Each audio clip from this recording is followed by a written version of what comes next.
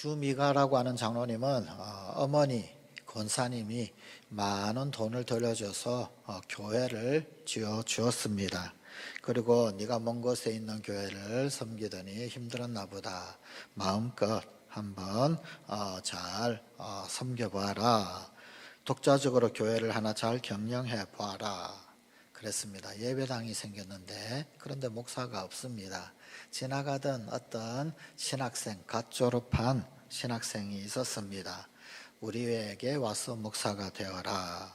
그리고는 그 예배당이라고 한다면은 누구나 와서 기도도 하고 절도 할 수 있어야 되겠다 싶었습니다.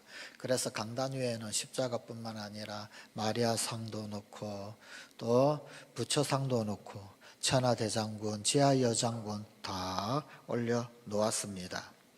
매주일마다 실업자 아들이 설교를 할 때 이 어머니 권사님은 허무했는데 또 신학생 하나 이렇게 목사 삼아서 데려다 놓으니까 곧잘 제법이었습니다.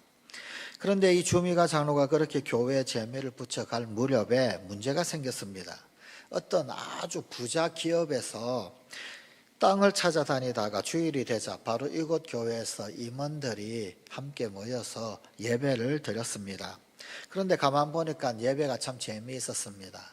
십자가도 있고 부처도 있고 마리아상도 있고 또 천하대장군, 지하여장군 다 있는 것이 아무렇게나 기도를 해도 다 형통하고 다 응답을 받을 것 같았습니다. 잘 들어줄 것 같았습니다. 종교다원주의 신앙을 가지고 있던 그 부자기업 사장이 신학생 목사에게 월급을 더 많이 주겠으니까 예배당에 있는 십자가상, 마리아상, 부처상, 천하대장군, 지하여장군 다 들고 함께 도망을 가자 유혹을 했습니다. 신학생은 사장의 말대로 모든 것을 전부 다 싸질머지고는 그 사장과 임원을 따라서 나섰습니다. 그리고 사장의 말대로 그 회사의 사목이 되었습니다. 이 신학생이 엉터리 축복을 하면은 기업은 이 엉터리 축복을 받고는 작은 중소기업을 강제로 먹어치우기 시작했습니다. 비윤리적인 그런 경영을 해댄 것입니다. 그리고는 주일이 되면 사원들끼리 십자가 앞에서 또 마리아상 앞에서 또 천하대장군 앞에서 감사기도를 드렸습니다. 오 하나님 감사합니다. 이번 주에도 주가 조작을 해서 떼돈을 벌었습니다. 남의 땅을 먹었나이다. 기업 하나를 속여서 강제로 병합을 하였나이다. 감사합니다. 이런 상황이 이해가 되십니까? 말도 안 되는 이야기지요. 그런데 바로 오늘 본문의 이야기가 이런 이야기입니다. 단지파는 라이스 땅에 정착하여서 참 살기 좋은 그런 땅이다 생각을 했습니다. 정탐꾼이 그런 보고를 했습니다. 그래서 이제는 600여 명의 이 전사들을 보냅니다. 라이스를 정복하기 위해서 출발을 합니다. 그런데 가는 도중에 이전에 5명의 정탐꾼이 잠깐 들렀던 에브라임 산지의 미가 집에 도착을 하게 되었습니다. 그 5명의 정탐꾼이었던 사람들이 미가의 집에 들어가서는 이전에 눈여겨보았던 신상들, 에봇, 드라빔, 부업 만든 신상 다 가져갑니다. 이에 대해서 주인인 미가는 자기 자신보다도 단지파가 더 강하다라고 하는 사실을 이내 깨닫고는 그들을 쫓아가서 다시금 원상태시키는 것 포기합니다. 자, 이런 면을 볼 때 미가는 사실 용기도 없었고 무엇보다도 하나님을 의지하는 그런 신앙보다는 자신의 이익과 안위만을 생각한 사람이었다라는 것을 알 수가 있습니다. 단지파는 미가의 집에서 신앙도 또 제사장도 신상까지도 다 빼앗아 가지고는 라이스라고 하는 땅을 정복을 합니다.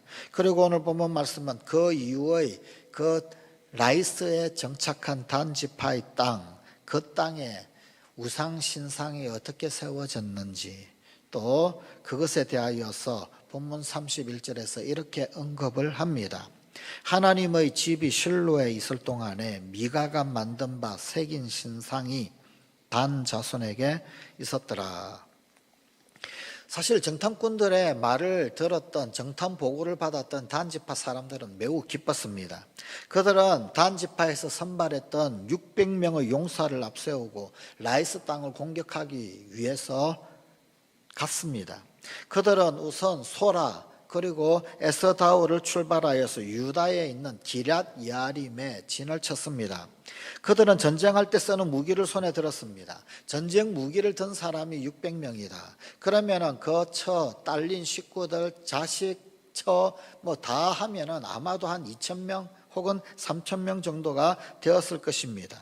그들은 가장 먼저 기럇 야림이라고 하는 곳에 도착을 했습니다. 그런데 지정학적으로나 혹은 아니면은 이 기럇 야림이라고 하는 말의 어원적으로 보나 이곳은 숲이 우거진 그런 산악지대였을 것입니다. 자, 그런데 그곳에 도착하여서 진을 쳤는데 그 이름을 마하네 단이라고 붙였습니다. 오늘 본문 12절입니다. 올라가서 유다에 있는 기럇 야림에 진치니 그러므로 그곳 이름이 오늘까지 마하네 단이며 그곳은 기럇 야림 뒤에 있더라. 아마도 좀 이렇게 그 무리를 약간 분리했던 것 같습니다. 조금 앞쪽에 먼저 가 있는 사람 기럇 야림 그리고 또는 이제 아마도 군인들이겠죠. 무기를 든 사람들은 기럇 야림 전방쪽으로 갔겠지요. 그리고 처자식들은 조금 뒤에 떨쳐줬겠지요. 아마 마하네 단 그렇게 이름을 지었던 것 같습니다. 자, 여기 이 마하네 단, 이 단어의 뜻이 무엇인가? 장막 생활을 하던 무리들이 이룬 군락, 그것이 마하네라는 말입니다. 장막 생활을 하는 군락. 그러니까 마하네 단 그러면은 무슨 말이냐면 단의 진영 그런 뜻입니다. 단의 진영이다. 어떤 학자들은 이 마하네단은 그 옛날 이 단지파 출신이었던 삼손, 그 삼손이 처음으로 하나님의 신에 감동된 장소라고 그렇게 주장을 하기도 합니다. 하여간 이곳 이름을 단의 진영이라고 붙인 것을 본다라고 한다면 아마도 이곳에 좀 꽤 오랜 시간 머물렀던 것 같습니다. 단지파 사람들이 진영을 이루어서 일정 시간 아마도 한 2년 혹은 아니면은 신학자들은 2, 3년 정도 그렇게 그곳에 머물렀고 그렇게 그 진영이 머물렀기에 단의 진영이다라고 해서 마하네 단이라고 하는 그런 이름이 지어졌을 것으로 여기고 있습니다. 그들이 기럇 야림 즉 마하네 단 이곳에서 오래 머문 것은 그들이 바로 그곳에서 라이스에 가는 것에 대하여서 조금은 갈등이 있었던 것으로 여겨집니다. 소라를 떠나고 그리고 또 에스다올을 출발을 하기는 했지만 그런데 원래 우리가 있어야 할 것은 그 소라 에스다올 그 골짜기 그리고 이 에브라임 지파 그리고 또 유다 지파의 서쪽 진영 그 지중해 연안에 있는 그곳 거기에 여호수아 시대 때 땅을 지명을 받고 분배를 받았는데 이곳을 떠나서 훨씬 더 저 북쪽 갈릴리 북쪽에 있는 그 라이스까지 가야 하는가 출발을 하기는 했는데 그런데 유다 진영에 유다 땅에 속해져 있는 기럇 야림 그리고 에브라임 산지를 바로 목전에 두고 있는 마하네 단 이 지경에 이르러서는 아마 어떤 갈등이 있었던 것 같습니다. 이 고향을 떠나야 하나 우리가 분배받았던 그 땅을 떠나야 하나 저 북녘 저 위쪽 끝까지 그렇게 이동을 해야 하나 아마 그래서 마하네 단 2, 3년 머물면서 단의 진영이라고 하는 그런 이름이 붙여졌던 것으로 여겨집니다. 그들은 저 북쪽 아직 라이스로 가는 것에 대하여 그 어떤 망설임이 있었던 것입니다. 그런데 이것은 어쩌면 그들이 라이스로 가는 것을 피할 수 있는 좋은 기회였습니다. 이것이 기회인 것은 지금 단지파에게는 여호수아 시대 때 하나님으로부터 분배받고 하나님으로부터 허락을 받았던 약속의 땅이 있었기 때문입니다. 비록 그 땅이 지금은 좀 우리보다도 힘이 더 센 아모리 족속이 거주를 하고 강력한 블레셋 족속이 거주를 하고 있지만 그러나 단지파는 아모리를 몰아내고 블레셋을 몰아내고 그 땅을 차지하고 정착을 해야 할 하나님으로부터 위임받은 사명이 있었습니다. 지금 단 지파가 그들에게 주어진 땅을 벗어난 저 북쪽의 그 라이스 땅으로 가는 것은 하나님이 주신 사명의 땅을 저버리는 것입니다. 때때로 하나님께서는 우리들에게 그 어떤 망설임을 주십니다. 그런데 그 망설임은 우리에게 기회가 될 수 있습니다. 사도 바울이 2차 전도 여행 때 아시아로 가려고 애를 썼습니다. 그런데 계획대로 잘 되지를 않았습니다. 아시아 땅에 도착하기를 했지만 이리저리 막히는 것이 많이 있었습니다. 복음 전도 진척이 보이지 않았습니다. 이것에 대하여서 사도행전 성경은 성령이 막으셨다라고 그렇게 기록을 하고 있습니다. 결국 사도 바울은 꿈에 하나님의 경륜, 하나님의 뜻을 발견을 합니다. 마게도냐 사람이 부릅니다. 와서 우리를 도우라. 그리고는 그것을 하나님의 경륜으로 받아들입니다. 하나님의 인도하심으로 받아들입니다. 그리고는 배를 타고 에게를 건너서 저 헬라 땅, 아시아 땅에서 헬라 땅으로 넘어가 빌립보 성으로 들어갑니다. 깨어있는 영성의 소유자였던 바울은 그 중단의 시간, 잠시 머무는 듯한 그 시간, 진척이 되지 않고 진행이 없었던 바로 그 시간, 망설임의 시간, 그 시간에 하나님의 경륜을 알았습니다. 하나님의 인도하심을 깨달았습니다. 영성의 사람은 그러합니다. 그런데 단지파의 사람들도 바로 이 망설임의 시간에 깨달았어야 했습니다. 이 중단의 시간에 하나님의 뜻을 다시금 깨닫고 사명을 깨닫고 주의 인도하심을 깨달아야만 했습니다. 그래서 중단의 시간은 어쩌면 우리가 다시금 사명으로 돌아올 마지막 기회일 수도 있습니다. 그러나 자기 소견에 옳은 대로 행했던 그 단지파 사람들은 사명을 깨닫고 기회를 붙잡을 수 있는 영성이 없었습니다. 결국 그들은 그곳에서 얼마간 지내다가 그 기회를 놓치고 다시금 이동을 합니다. 지금 그들이 있는 곳, 그곳에서 조금 더 북쪽으로 에브라임 산지 진영으로 미가의 집이 있는 그 에브라임 산지로 향했습니다. 에브라임 산지에 있는 미가의 집에 도착을 하자 이전에 정탐을 했던 5명의 정탐꾼, 그들이 동족에게, 단지파 사람들에게 이런 이야기를 합니다. 본문 14절입니다. 이 집에 에봇과 드라빔과 새긴 신상과 부어 만든 신상이 있는 줄을 너희가 아느냐? 이 집에 뭐가 있다? 자, 이 5명의 정탐꾼이 이렇게 질문하는 이유 도대체 무엇일까요? 이 질문은 이 집에는 하나님을 상징하는 그 어떤 것이 있다. 신상이 있다. 또 에봇이 있다. 그래서 신탁을 구하면 라이스를 쉽게 차지할 수 있지 않겠느냐. 그런 의미가 내포된 것입니다. 예전에 우리가 라이스로 정탐을 갈 때 그때 우리가 이 집에 들른 적이 있다. 그리고는 에봇에게, 그리고 드라빔에게, 그리고 이 청년, 레위인 청년 제사장에게 우리가 복을 구했다. 우리에게 축복을 해줬다. 여호와께서 앞길에 있을 것이다. 그런 어떤 복을 받았다. 그리고는 아무 탈 없이 무탈하게 형통하게 라이스까지 갔고 그 라이스에서 형통하게 다른 어떤 적들도 우리에게 관여하지 않는 그런 형통함을 맛을 봤다라는 것입니다. 그러니까 저곳 가져가자라는 겁니다. 아마도 잠깐 기럇여아림에 머물렀을 그때, 마하네단 거기에 머물렀을 그때 아마 이 정탐꾼들은 가야 하나 말아야 하나 그 갈등의 순간에 형통에 대한 어떤 추억이 떠올랐을 겁니다. 아, 미가의 집에 가면 드라빔이 있는데, 에봇이 있는데, 신상이 있는데, 제사장이 있는데, 그에게 형통을 구하면, 복을 받으면, 그러면 형통하게 라이스까지 문제없이 갈 거다. 아마 그 생각을 떠올렸을 것입니다. 그래서 그들은 우상을 탈취하는 것이 우리가 마땅히 행할 것이다. 그렇게 말을 하여서 단지파 사람들을 600명의 용사들을 설득을 합니다. 그들은 계속 형통하기 위해서는 이 신상이 있어야 한다라는 것입니다. 그들의 판단의 기준은 하나님의 말씀이 아니라 형통입니다. 그들은 만사 형통하기만 한다면 우상을 섬겨도 좋고 강도짓을 해도 좋았습니다. 이들은 하나님을 믿다가도 고난이 있으면 믿지 않고 무당을 부르더라도 좋은 일이 생기면 무당을 믿습니다.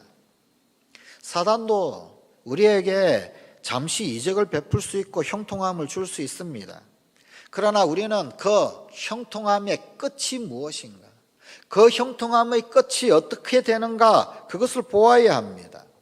이 단지파는 우상 숭배를 하다가 결국은 우상 숭배의 대명사가 되어버리고 맙니다. 단지파는 아수르 지파의 침략 이후에 가장 먼저 소멸해 버립니다. 이스라엘 땅 가장 북쪽 지역에 있었기 때문에 아수르가 후에 북왕국 이스라엘을 멸망시킬 때 제일 먼저 침략하는 지역이 되고 맙니다. 제일 먼저 침략하고 제일 먼저 멸망당했을 뿐만 아니라 아수르의 침략 이후에는 아예 이 단 지파 자체가 완전히 소멸해 버립니다. 요한계시록에는 이스라엘의 구원받는 사람들의 숫자가 나옵니다. 14만 4천의 노래라고 하기도 하는데 12지파에 각 1만 2천 명씩 12지파 그래서 14만 4천이라고 하는 그런 어떤 사람들을 소개를 하는데 구원받는 사람들을 각 지파별로 12,000명 소개를 합니다. 그런데 요한계시록에 나오는 이 이스라엘의 12지파 이름에 단 지파만 없습니다. 레위 지파 이름은 들어가 있는데 단 지파 이 이름은 요한계시록의 이스라엘의 구원받는 숫자 그 이름에 단 지파 하나가 통째로 다 사라져 없어져 버립니다. 소멸되고 없습니다. 이것이 우리에게 시사하는 바가 참으로 크지 않습니까? 우리가 예수님을 믿다가도 고난이 올 수 있습니다. 세상 사람들이 우리보다 더 잘 살 수도 있습니다. 그러나 우리는 그들의 끝을 보아야 합니다. 그 형통의 끝이 정말 형통인지 아니면 그 끝이 어떻게 되는지 그것을 보아야 합니다. 그날 예수님을 믿는 자들은 구원을 얻고 하나님 나라에 다 들어갑니다. 그렇지 않은 자는 심판을 받을 것입니다. 단지파, 물질적 형통에 눈 멀고 탐욕에 눈이 멀었습니다. 그들은 영적인 눈이 멀어서 우상이 그들을 형통하게 한다 그렇게 생각을 했습니다. 결국은 우상 숭배자로 구원받는 숫자의 대열에서 탈락하고 많은 낙오자들이 되고 말았습니다. 아니 나중에 그야말로 우상의 온상이 되고 맙니다. 그들은 미가의 집에 있는 그 신상들을 다 탈취하였고 그리고 그것으로 하나님의 뜻을 구하여서 형통하기를 바라는 종교적 혼합주의, 타락한 모습을 보여주고 있습니다. 고사성어 중에서 취금지시 불견인이라 라는 말이 있습니다. 금을 취할 때 여기 취는 훔치다 이 뜻입니다. 금을 훔치는 지시 그 시간에는 불견인이라 사람이 볼 견자 보이지 아니한다. 금을 훔칠 때는 사람이 보이지 아니한다. 그런 말입니다. 옛날 제나라 때의 일입니다. 대낮에 어떤 사람이 금은방에 들어갔습니다. 그리고는 사람들이 다 쳐다보고 주인도 있는데 금을 몽땅 훔쳐서 달아납니다. 결국은 포졸에게 잡혔습니다. 포성줄에 묶여서 끌려오면서 포졸이 그 사람에게 사람들이 그렇게 많이 보고 있는데 금을 훔쳐가는 그런 못난 놈이 어디 있느냐 그러면서 혼을 내었습니다. 그러자 그 도둑이 뭐라고 그러냐면 금을 훔칠 때에는 사람이 눈에 보이지 않습니다. 그렇게 말을 했다는 데서 유래된 말입니다. 탐욕의 눈이 멀면 금의 눈이 어두워지면 사람도 보이지 않고 주변 환경도 보이지 않고 사리분별도 없고 그렇게 된단 말입니다. 탐욕에 취하고 형통에 취하면 눈에 보이는 게 없습니다. 탐욕에 취하고 형통에 취하면 하나님도 안 보입니다. 그래서 그들은 혹시나 있을 무력 충돌을 대비해서 600명 용사들을 집 앞에 두고 그리고는 미가의 집에서 유유히 우상을 탈취합니다. 레위인 청년이었던 미가의 집에 제사장으로 세워졌던 제사장같이 하는 그 제사장이 왜 내가 섬기는 이 우상을 가져가느냐 묻습니다. 본문 19절 20절입니다. 그들이 그에게 이르되 잠잠하라. 내 손을 입에 대라. 우리와 함께 가서 우리의 아버지와 제사장이 되라. 내가 한 사람의 집의 제사장이 되는 것과 이스라엘의 한 지파 한 족속의 제사장이 되는 것 중에서 어느 것이 낫겠느냐 하는지라. 그 제사장이 마음에 기뻐하여 드디어 이제는 한 집의 제사장이 아니라 한 지파 한 족속 전체의 제사장이 되는구나. 마음에 기뻐하여서 에봇과 드라빔과 새긴 우상을 받아가지고 그 백성 가운데로 들어가니라. 이 레위인 제사장은 자신의 대우를 잘 해주니까 그러니까 그리로 가겠다라고 합니다. 사는 것이 어렵고 힘들다라고 해서 한번 유다 땅 베들레헴 땅을 떠났던 이 레위인은 두 번 에브라임 산지 미가의 집도 쉽게 떠납니다. 사명의 땅을 한 번 벗어나는 것, 한 번 떠나는 것이 어렵지 두 번부터는 쉽습니다. 한 번 벗어나고 나면 두 번, 세 번은 그냥 져버리는 것 쉽습니다. 결국 제사장 같지 않은 이 레위인 제사장은 에봇도 가지고 드라빔도 가지고 단지파 백성 가운데 들어가 버렸습니다. 그는 파우스트처럼 욕망에 더 큰 출세, 눈이 어두워서 더 큰 욕망과 출세를 위해 자신의 영혼을 팔았습니다. 더 안타까운 것은 그를 통하여서 이 제사장 같지 않은 제사장을 통하여서 이제 단지파는 아주 합법적으로 우상을 숭배합니다. 제사장이 축복했으니 라이스 사람 마구 형통을 누리면서 침략을 합니다. 약탈을 합니다. 드라빔도 에봇도 그렇게 숭배하면서 레위인 제사장 같이 하는 이 제사장이 형통을 비니 쉽게 형통을 구가하면서 노략질도 하고 비윤리적인 행위도 하고 우상숭배도 쉽게 하고 형통을 마음껏 누립니다. 나중에는 이스라엘 전체가 우상을 숭배하게 됩니다. 분열 왕국 시대 때 북이스라엘은 두 군데 금송아지를 뒀지요. 북이스라엘의 일대왕 여로보암 왕은 단에 금송아지를 두고 베델에 또한 금송아지를 두고 여호와라라고 하면서 우상 숭배의 길을 틉니다. 단 지파가 이제 라이스로 이동해서 새로 이름을 붙인 단이라고 하는 그 지역은 결국은 우상의 온상이 됩니다. 안타깝게도 제사장 같지 않은 어쩌면 한때는 꿈 많은 레위인이었고 어쩌면 하나님 앞에서 한번 신실하게 제사장 되고 싶었을는지 모릅니다. 적어도 유다 땅에 있을 때에는 베들레헴에 있을 때에는 하나님 앞에서 헌신하고 그리고 젊은 그런 어떤 열정을 주님 앞에 그렇게 새기고 했을는지도 모릅니다. 그런데 결국 그 제사장이 제사장 같지 않은 길을 걸어가니 합법적으로 우상 숭배의 길을 열어주는 그런 일을 하고 맙니다. 얼마나 불행입니까?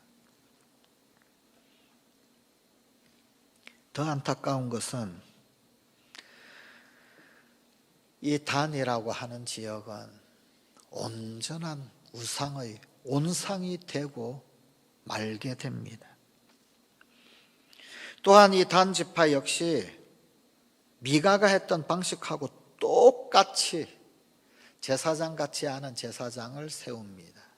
미가가 유대 땅 베들레헴을 떠났던 이 젊은 레위인, 야, 너 우리 집에 와서 드라빔도 에봇도 섬기면서 우리 집 제사장이 되라, 그렇게 했던 것처럼 이제는 단 지파가 나서서 이 젊은 청년 레위인 제사장을 야, 우리 지파의 제사장이 되라, 똑같이 합니다. 영적 무지함, 그 영적 무지함은 미가 개개인에게만 있는 것이 아니라 이 미가 개인뿐만 아니라 이제는 지파, 단 지파에게까지도 계속되었습니다. 영적 무지함이 확대 재생산되고 말았습니다. 단 지파는 이렇게 미가가 만든 것과 제사장을 취하여서 라이스에 이릅니다. 그리고 단 지파는 라이스를 점령을 합니다. 그런데 사실 성경은 이 라이스 땅 사람들을 이렇게 묘사하고 있습니다. 한가하고 걱정 없이 사는 백성. 이 무슨 말이냐면 평화롭게 사는 사람들, 그런 뜻입니다. 그게 이 라이스에 살고 있던 그런 사람들입니다. 그런데 단지파는 이런 백성들을 칼로 도륙을 해버렸습니다. 마치 헤렘이라고 하는 말은 무슨 말이냐면 성전을 일컫습니다. 여호수아 시대 때 가나안 그 이방 족속들을 멸절시켜야 하는 그런 전쟁을 헤렘이라고 합니다.